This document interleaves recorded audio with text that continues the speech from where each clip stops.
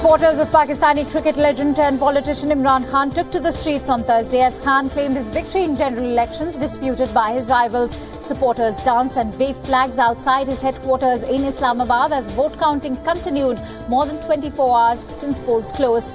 Khan said he was ready to lead the nuclear-armed nation despite a long delay in ballot counting and allegations of vote rigging from his main opponents.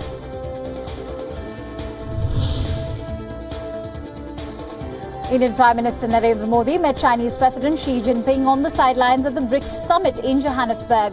Modi's meeting with Xi addressed issues of mutual interest including trade and investment along with cultural relations. According to reports, Modi's meeting with Xi comes ahead of India hosting the Chinese Defence Minister Wei Fenghe in the approaching months. Turkish President Tayyip Erdogan and Russian President Vladimir Putin met on the sidelines of BRICS summit in Johannesburg, where they reaffirmed their commitment to strengthen bilateral relations between the two countries. Speaking at the meeting, Putin stressed relations between Ankara and Moscow have been continually improving, while Erdogan said the solidarity between the two countries makes some jealous. Heads of state, including Chinese President Xi Jinping, Russian President Vladimir Putin and Indian Prime Minister Narendra Modi left handprints in clay at a BRICS summit in South Africa. The prints are due to be displayed at the Cradle of Humankind World Heritage Site near Johannesburg, which houses handprints and footprints of world leaders. The leaders of Brazil, Russia, India, China and South Africa met in Johannesburg on Thursday for the 10th BRICS summit.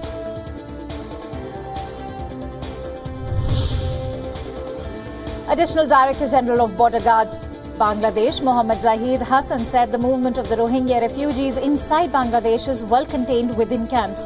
Hassan was speaking on the possible illegal infiltration of Rohingyas living in the refugee camps into Indian borders. Hassan further added that Bangladesh has its own system of established camps for Rohingyas and that refugees were not allowed to go out of the camps.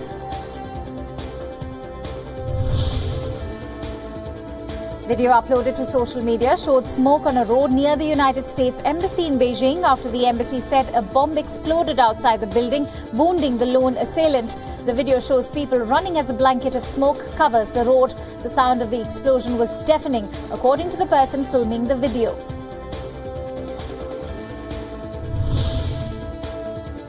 Pro-Assad forces raised the Syrian flag in Quneitra on Thursday as the government continued its push to regain full control of the Syrian Golan Heights. The strategic territory borders Israel and Jordan. Syrian forces backed by Russia have been pushing into Quneitra province following an offensive last month that routed rebels in adjoining Deraa province who were once backed by Washington, Jordan and Gulf states. A Palestinian assailant entered an Israeli settlement in the occupied West Bank and stabbed 3 people. The assailant was shot dead later. Medics are attending to the wounded victims, one of whom is said to be in a critical condition. Of the other 2, one has sustained serious injuries.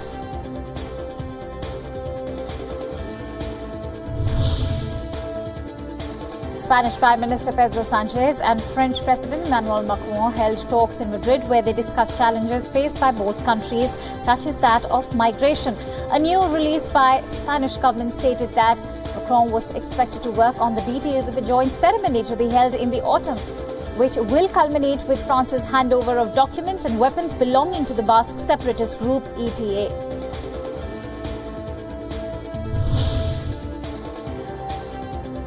Spain's southern region of Andalusia struggled to cope with the recent increase in migrant arrivals as numbers went up to 1,300 in the last 3 days. The surge prompted regional president to call on other Spanish regions to take in migrants while urging Brussels to do more to get other EU countries to cooperate.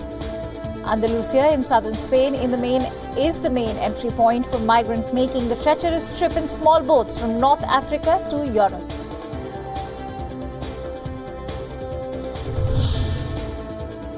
Protesters at the U.S. Capitol demanded that the Trump administration reunify thousands of immigrant families separated at the U.S.-Mexico border hours before a court-ordered deadline to return children over the age of 5 to their families. Protesters, many of them young children, packed the Hart Senate office building where they held up posters that read, "I am a child," sang nursery rhymes and joined a sit inside the building.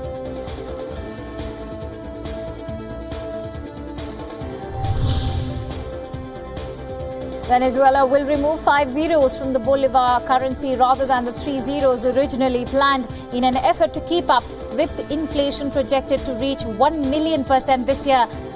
Wary of runaway inflation, Venezuelans on the street of Caracas believed the latest measures would be inadequate to deal with the country's deep recession.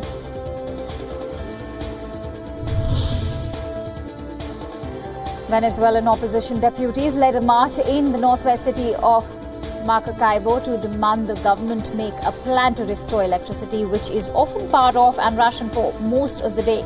For almost 9 years, Venezuela is facing electrical crisis that critics say is due to the lack of investment in the plants. The outages are more frequent in western Venezuela, where National Assembly deputies marched to the headquarters of the state power company which administers electricity. Protests by taxi drivers in Barcelona took an ugly turn when the agitated protesters vandalized a car belonging to cab aggregator Cabify. Thousands of taxi drivers are protesting against ride-hailing and car-sharing services such as Uber and Cabify, which they say engage in unfair competition. A video uploaded on social media showed several striking taxi drivers approaching a Cabify car and vandalizing it by kicking it, breaking its windshield wipers and spraying it with paint.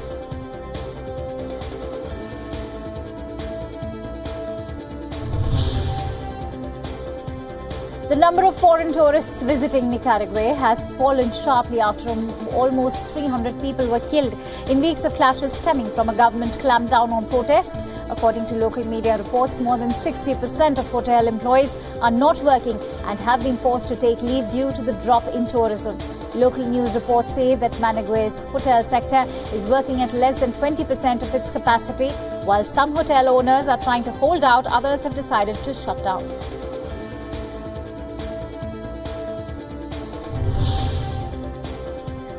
Cuban leaders, accompanied by President Miguel Diaz-Canel, commemorated the 65th anniversary of the attack on Monchada Barracks. Also present on the occasion, former Cuban President Raul Castro said that the long path of the American aggression against Cuba had been renewed and that both countries enjoy chill relations under Trump administration.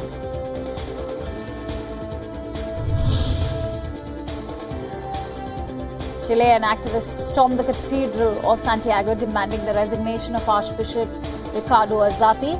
This after the country's public prosecutor's office summoned him to testify in an investigation into the alleged cover-up of child sexual abuse by members of the Catholic Church. During mass, activists held posters and banners demanding that the bishop resigns.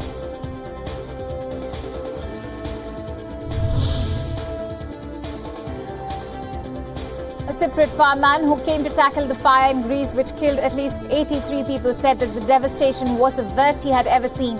Firefighters described a rapid change in the direction of the speedy wind, which aggravated the situation, while some suggested the thick covering of pine trees and a mood of panic was a deadly combination that would have been hard to combat.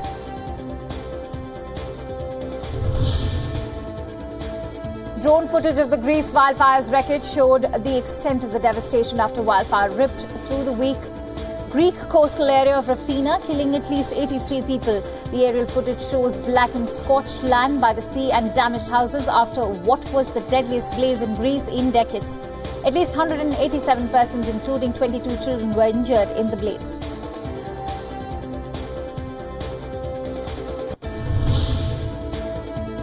A sudden downpour on Thursday caused heavy flooding in an area of Athens. Videos uploaded to social media showed cars and motorcycles driving through flooded roads and some stranded cars. The flash flood occurred as the country attempted to recover from a deadly fire east of Athens.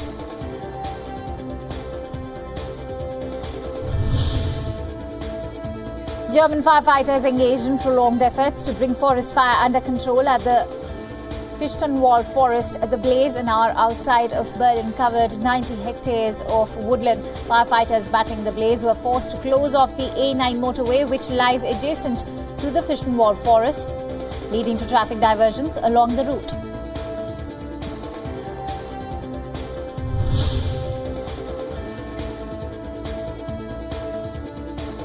Swedish firefighter planes tested a new method to fight wildfires in Alvedalen by dropping bombs on burning areas. The official leading the test said conventional method of sending firefighters into an area like Al-Dalan was too risky because the fires were burning near undetonated ammunition. Pesson added that his team would use the opportunity to test bomb droppings as a new method to fight wildfires, and if successful, it could be considered at a national level.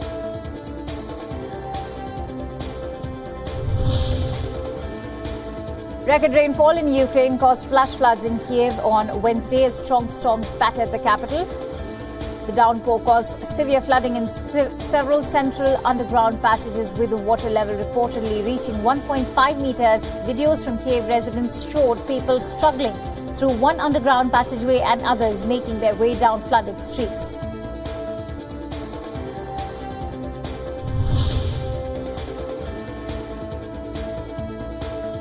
Mercury continues to rise in France as temperatures are expected to reach 38 degrees. Local residents and tourists could be seen hydrating themselves to overcome scorching heat in France. 18 departments in northern and central France, including the Paris region, are still placed under heat wave alert by the French Weather Monitoring Agency. Health authorities have advised elderly and people with weakened conditions to drink frequently and refresh themselves with wet towels.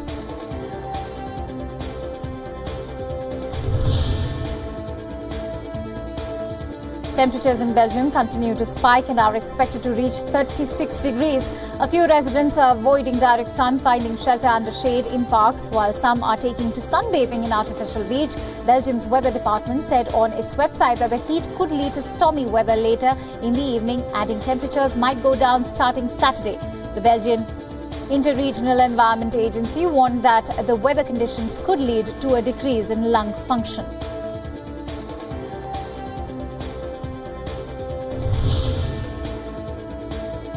Beaches on Poland's Baltic coast warned sun-seekers not to go swimming as blooms of cyanobacteria broke out at the height of the country's summer holidays this week, spurred by high temperatures. The presence of the bacteria can be easily spotted as it causes a yellowish-brown sediment to float on the surface of the water, which is clearly visible from the air.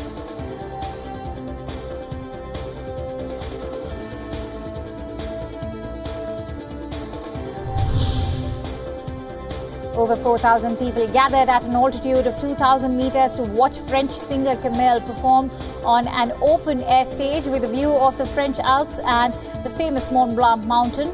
The show was part of the Cosmo Jazz Festival created in 2010 by French songwriter André Manoukian, who said he wanted to bring music and nature together.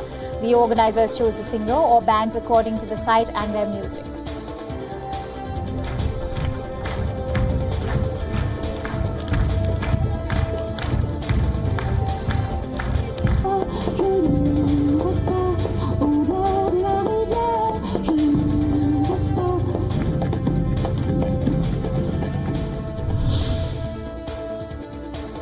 Germany's favourite astronaut Alexander Jost dialed into his hometown from space to have a 20-minute chat with excited fans who got to ask him questions and listen to his adventures from the safety of the Quenzelsack town square.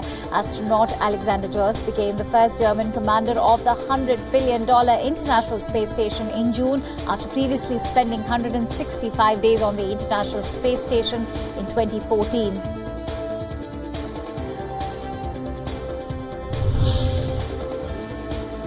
The homeless in English town of Reading woke up to a pleasant surprise. Local businesses and charities in the English town put on a pampering day for the homeless, providing up to 100 disadvantaged people with free haircuts, manicures, skincare and massages. Around a dozen companies gave their time and donated money to host the event, where new clothes and a cooked lunch by restaurant chefs were also provided.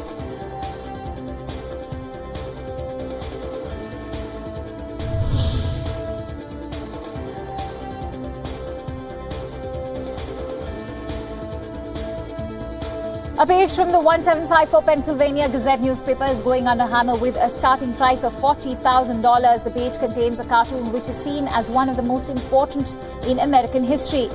Michael Kirk, auctioneer of Nate D. Sanders Auction House, explains that the cartoon served as an icon of the Revolutionary War and was originally published by none other than Benjamin Franklin. The symbol is of a disjointed rattlesnake cut into 8 pieces to represent the American colonies with the caption, "Join or Die."